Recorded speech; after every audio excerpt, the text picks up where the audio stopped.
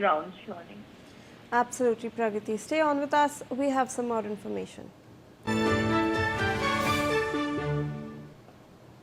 Well, the massive floods in Tibet and Nepal are now being linked to a glacial lake outburst flood. The developments have also drawn comparisons with the 2013 Kedarnath tragedy, when a sudden flood led to widespread destruction in Uttarakhand. The Nepal floods have also once again highlighted the dangers posed by glacial lakes and sudden releases of water in the Himalayan region. However, authorities are still assessing the exact cause and sequence of events. Till then, take a look at this particular visual that we've got for you.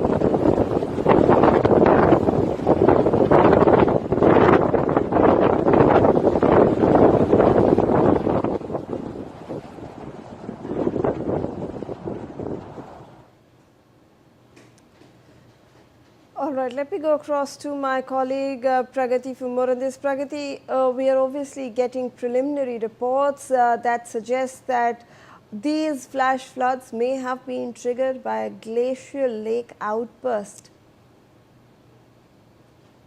The disaster began with, sudden surge of water in the Koshi river system near Rasua, close to Nepal-China border. What made, this initial report had suggested that an earthquake may have triggered the disaster, but the assessment has since evolved.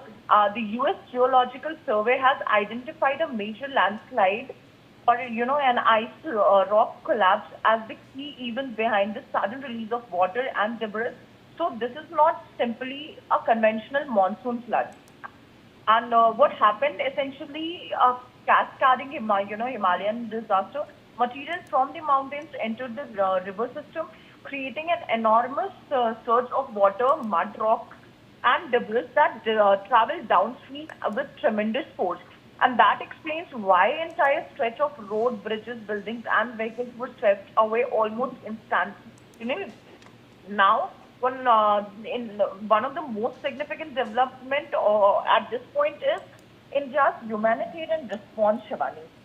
India has already dispatched humanitarian assistance to Nepal, and that assistance has now reached Kathmandu. And this is being described as a humanitarian assistance and disaster relief for Nepal.